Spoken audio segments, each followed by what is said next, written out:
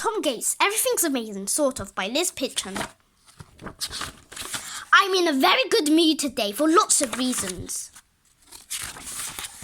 Number 1, I found more excellent ways to use Lily's sunglasses that she doesn't know about. Armpit scratcher, smelly sock holder, bird scarer, foot scratcher. Number 2, I ran twice round the garden before my toast popped up, which is a new Tom Gates world record. Number 3, my toast doodles looked amazing. My toast art. Enjoy, especially the one of Delia. Mr. Fullman looks shocked to see me in class on time. He says, "This is a nice surprise, Tom," which doesn't and smiles, which doesn't happen very often. Then Marcus pulls a face at me, which does happen a lot. Nice. But nothing can put me in a bad mood today, apart from these 2 words. Maths lesson. Then it gets worse. Maths lesson with Mrs. Worthington. And worse. Now I've stopped smiling. Luckily, Amy Porter sits next to me in class and she loves maths. She can't get enough of maths, which is handy for me because this is how much I like maths off the scale. So when I get stuck on something tricky, I can take a speedy look at Amy's correct answers like this. But if I look the other way like this, all I get is Marcus Mildrew's rubbish answers. He's almost as bad at maths as me. But from the way he punches the air and says, "Yes, maths are my favourite," you'd think he was a maths genius. He's not. Then Mrs. Worthington appears. I call her that because she has a slightly fairy top lip. Just to be clear, I never ever say Mrs. Worthington out loud. She announces to the whole class that if we're really good all lesson, we can do her special maths quiz. If it will be such fabulous fun with numbers, she says enthusiastically. I doubt it. Marcus tells Amy, "You can be on my team." Oh, sorry. Maybe I just missed a page. No, I didn't. Okay, let's carry on with the story. Marcus tells Amy, "You can be on my team." Amy looks thrilled. Marcus is behaving like a right twit. He keeps grinning and nodding at everything Mrs. Worthington is saying. Yes, yes. Ever since Marcus was caught cheating on the Gold Star Award chart, he's been trying to get back into all the teacher's good books. It's sort of working too, because Mrs. Worthington congratulates Marcus on being so wonderfully keen today. He's sitting up straight, looking even more pleased with himself now, if that's possible, smug. I tell Amy that keen is just another word for irritating, which makes her laugh. Then Mrs. Worthington asks, "Would you like to share your joke with the whole class?" We both keep very quiet. Unlike Marcus, he won't shut up.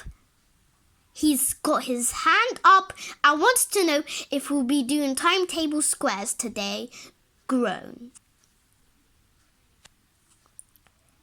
Then he says, "I've been practicing a lot, Mrs. Worthington."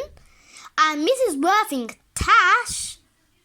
says, "Well done for reminding me, Marcus. Yes, we will be doing timetable squares today. Is everyone ready?" "Nice work, Marcus." Still, it could be worse. At least I get to do a bit of drawing, even if it is just lines and numbers. Here goes. So far, so good. 12 squares this way. 4, 5, 6, 7, 8, 9, 10, 11, 12. And 12 this way. 1, 2, 3, 4, 5, 6, 7, 8, 9, 10, 11, 12. I'm busy trying to fill in my square, doing the ones I know first. 2 and 10 times. Table. Marcus keeps saying this is so easy, but I can see that he's made loads of mistakes already. Ha ha. I take a quick glance in Amy's direction just to check I'm doing okay. She's nearly finished hers. Then it gets a bit tricky. I have to use my fingers to count on. Doesn't everyone? There he is. 1, 2, 3, 4, 5, 6, 7, 8. Marcus starts deliberately counting louder than me, which is really putting me off. I keep losing my place. 10, 15, 20, 4, 2, 4, 6. I've lost my place again. He's driving me bonkers. I can't concentrate with him next to me, being all smug and noisy. 7, 14, 21. It's impossible to write my numbers properly, so I start to doodle instead. What lion? So basically Marcus is the annoying boy. Marcus, nosy and annoying. It says right. There is the word. He is very annoying. True. And drawing this and draw this. Then I do another one. What monster? And another. What spider? One more. What giant boy-eating bird? Mrs. Worthington speaks. For these mistakes. Mrs. Worthington spots Norman Watson leaning back in his chair. She tells him to sit up properly. Then she says, now everyone put down your pens and listen carefully. Which is a shame because I didn't get to finish this drawing on my timetable square. What ogre! Oh well, I'll fill it all in during the rest of the lesson. I'm trying very hard to pay attention to Mrs. Worthington. She is busy teaching the lesson and saying things like, count how many dots there are, then times that by number of squares, blah blah blah. Mysteriously, my eyelids seem to be getting heavier and heavier and heavier. I force them back open by trying to concentrate on what she is saying. The trouble is, it sounds like she's speaking another language, one I don't understand. Bloggle, bluggle, wobble, opple, uggle, rubble, robble, strobble, bimple, flunk, wallop, boggle, wobble, flop, lof. Okay? And to make things worse, Mrs. Worthington keeps moving closer and closer to me so I can see her moustache. A bit too clearly for my liking. It's even harder to concentrate now. I find myself staring at the numbers of hairs she has under her nose and counting them, which is helping me keep my eyes open. I have counted almost 15 hairs when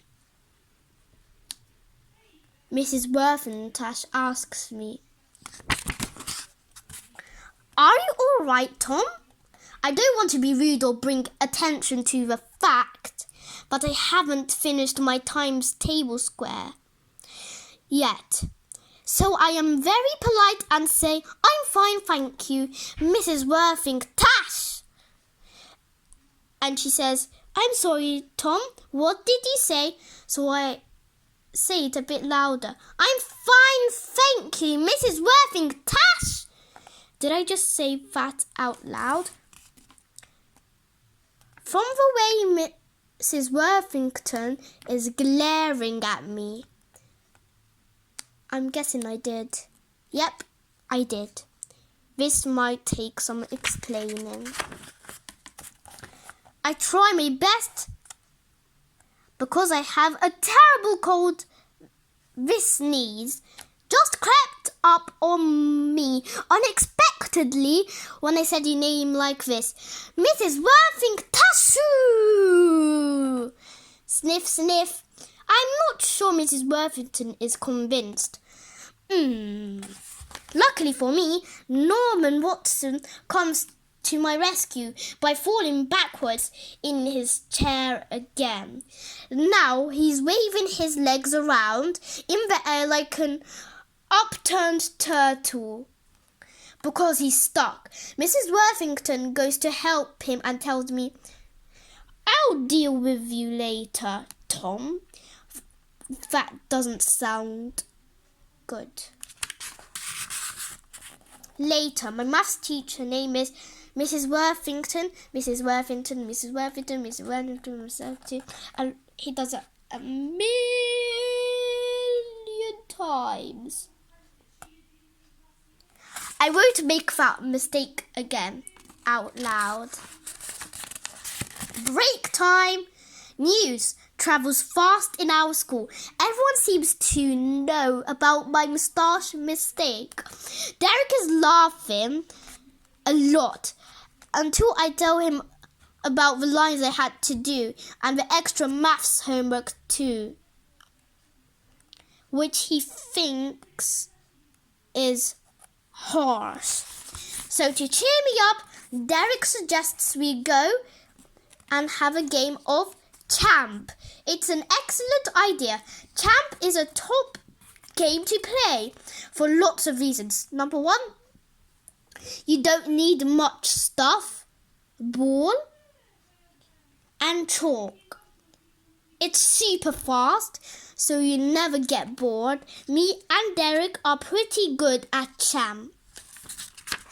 Okay, so in the next video, you're going to be seeing me reading Tom Gates' book. Subscribe below, and if I get 100 subscribers in 14 days, I'll promise I'll get another book of Tom Gates and read it to you. Unless I finish this book first, if my mum and dad let me. Also, you better get Tom Gates' Dog Zombies Rule. I have a few more, which I'll show you in the other video. Bye, and hope you have a freaking fantastic day. Bye.